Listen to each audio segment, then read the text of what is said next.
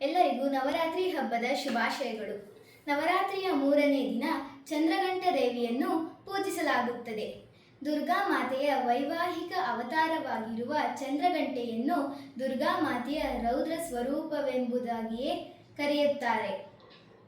ಹೊಸದಾಗಿ ವಿವಾಹವಾದ ಸ್ವರೂಪವನ್ನು ಚಂದ್ರಘಂಟೆ ರೂಪದಲ್ಲಿ ದುರ್ಗಾ ಮಾತೆಯು ತೋರಿಸಿದ್ದಾರೆ. ಪಾರ್ವತಿ ದೇವಿಯು ಕಠಿಣವಾದ ತಪಸ್ಸನ್ನು ಮಾಡಿ ಶಿವನನ್ನು ಮದುವೆಯಾಗುವಲ್ಲಿ ಸಫಲರಾಗುತ್ತಾರೆ. ವಿವಾಹದ ಸಂದರ್ಭದಲ್ಲಿ ಕೈಲಾಸದ ಗಣಗಳೊಂದಿಗೆ ಶಿವನು ಪಾರ್ವತಿಯ ಅರಮನೆಯನ್ನು ಪ್ರವೇಶಿಸುತ್ತಾನೆ.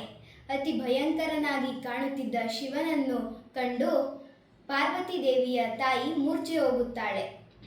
ಆಗ ಪಾರ್ವತಿ ಚಂದ್ರಘಂಟ ರೂಪವನ್ನು ತಾಳಿ ಶಿವನ ಮುಂದೆ ಪ್ರತ್ಯಕ್ಷಳಾಗುತ್ತಾಳೆ. ಅವಳು ಶಿವನ ಮುಂದೆ ಪ್ರತ್ಯಕ್ಷಳಾಗಿ ಶಿವನಿಗೆ ರಾಜಕುಮಾರನ ರೂಪ ತಾಳಬೇಕಾಗಿ ವಿನಂತಿಸಿಕೊಳ್ಳುತ್ತಾಳೆ. ಹೀಗೆ ಶಿವನು ಸುಂದರವಾದ ವರನ ರೂಪವನ್ನು ತಾಳಿದ ನಂತರ ಶಿವಪಾರ್ವತಿಯ ಮದುವೆ ನೆರವೇರಿತು. ಧನ್ಯವಾದಗಳು.